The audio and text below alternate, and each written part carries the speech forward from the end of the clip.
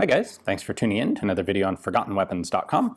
I'm Ian McCollum and I'm here today at the Morphy Auction House taking a look at some of the machine guns that they're going to be selling in their upcoming fall of 2018 firearms auction. And today we have a Smith Wesson Model 76. And this is a gun that's really gotten a bad reputation from the several types of different clones made of it, none of which are nearly as nice as the original actual gun. However, it's interesting that the Smith & Wesson 76 is itself a copy of an earlier different gun. So this is based on the Swedish M45, or as it's commonly called, the Swedish K. The Swedish K was originally procured in limited numbers, but it was procured by the US Navy for use in Vietnam. It was actually issued out to SEALs and SOG guys who wanted a submachine gun that was plausibly deniable, something that wasn't specifically tied to the United States. The Swedish K is a fantastic little submachine gun. It has a very low rate of fire. It was originally designed actually to use Suomi coffin mags and drums, later updated into the M45B to use the 36-round Suomi stick mags. And US Navy liked it. They bought a bunch, and then by 1966, when they went to go buy some more of them, the Swedish government refused the sale because the United States was at war in Vietnam, and policy for the Swedes was, we're not going to equip warring nations. So if the Navy wanted more of these guns, they had to find some other way to do it. And what they did was turn to Smith & Wesson. And in 1966, they submitted a formal request to Smith & Wesson to develop basically a copy of the Swedish K. The first prototype was put back out in January of 1967, and what Smith & Wesson came up with was this guy. Now, it's not identical to the Swedish K.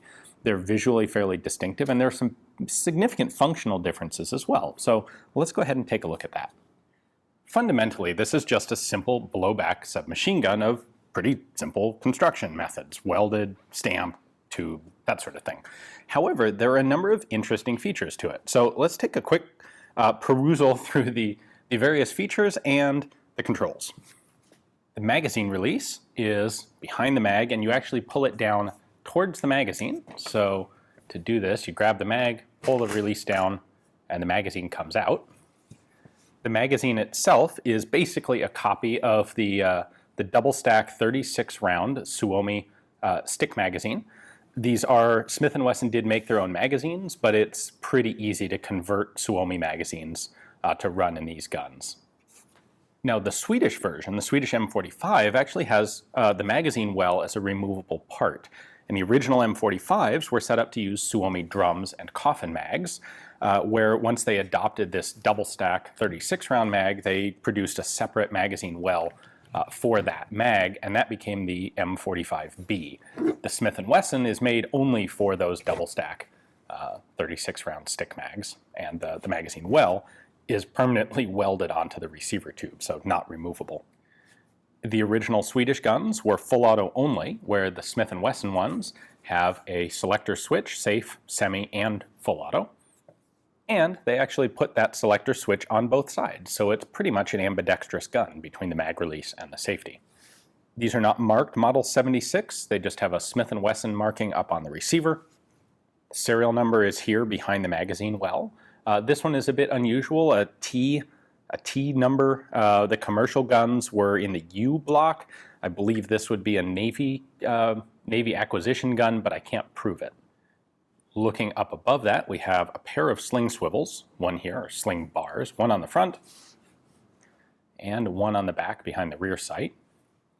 That sight is just a very simple non-adjustable aperture and a matching wing-protected non-adjustable post on the front of the receiver. You can see that that's actually one piece of stamped steel, and they stamped out around the post and then bent it upwards. The stock is a flat metal bar here. It attaches to the side of the grip, but because of this dog leg in it, it is actually located centrally behind the receiver. In order to fold it, what you have to do is just lift the top end up against that spring, and then it folds in like so. It locks in place in the folded position. In order to reopen it, you just do the exact same thing. Lift it up, slide it around, lock it in position. It does have this rubber coating on it so that it's not hot in the summer, cold in the winter, and if you have a somewhat sharp edge here, and the rubber prevents that from ever being an issue. The barrel can be very easily removed. The barrel shroud is threaded on, and it also serves as the nut to hold the barrel in place with this little spring-loaded locking tab that locks into the serrations on the barrel nut here. So if I lift this up, or down from your perspective there, and then unscrew the barrel shroud,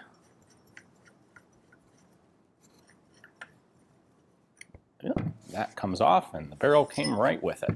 So there's our shroud, there's our barrel, the trunnion at the front end of the receiver tube that this slides into.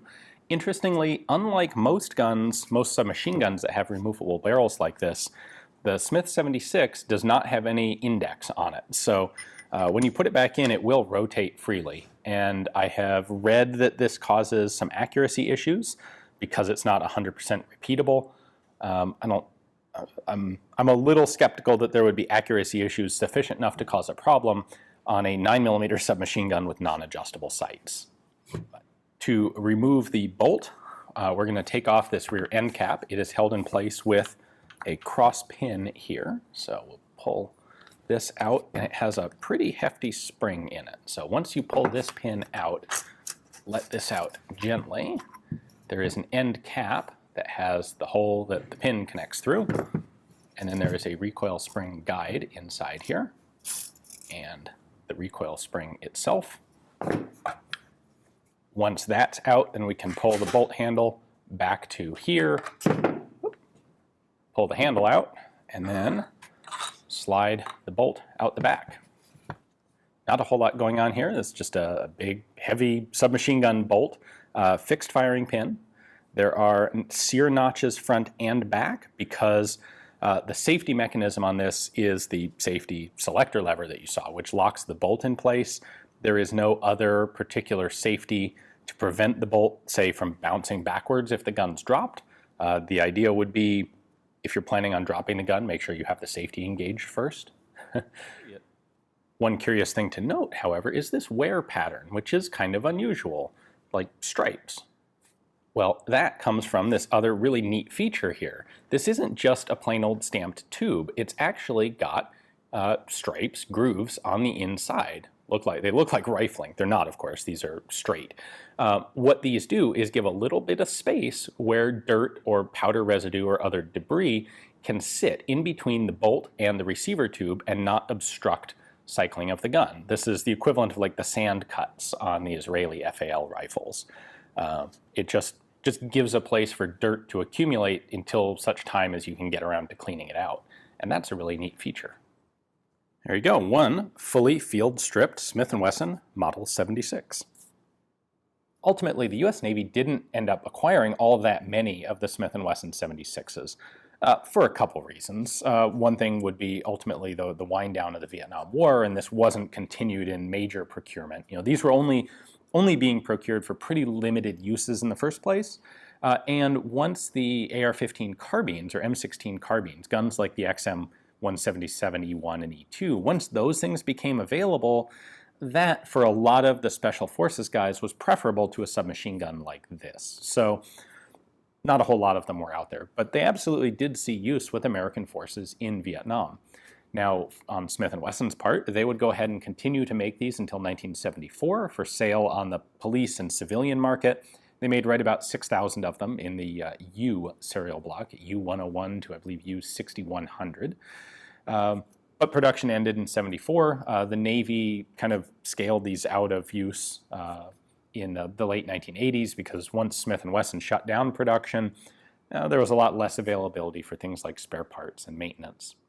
So the Smith 76 has really gotten a bad reputation over time because of the numerous cloned versions of it, both semi-auto and full auto, that have become available over the past couple of decades. In particular, clones based on Sten gun tubes, because of course there were Sten gun tubes available and there were various parts for 76s and people kludged them together into guns of various quality. Well, the original Smith & Wesson guns are actually really high quality and they're really good.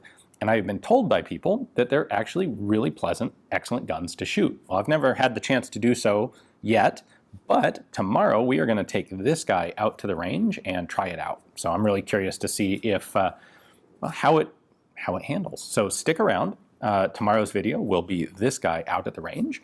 And of course, if you would like to own a Smith & Wesson 76, this particular one is coming up for sale at Morphy's in their fall of 2018 auction. There's a link in the description text below that will take you to ForgottenWeapons.com, and from there you can link over to Morphy's auction catalog. This is, of course, a completely legal NFA registered full auto submachine gun.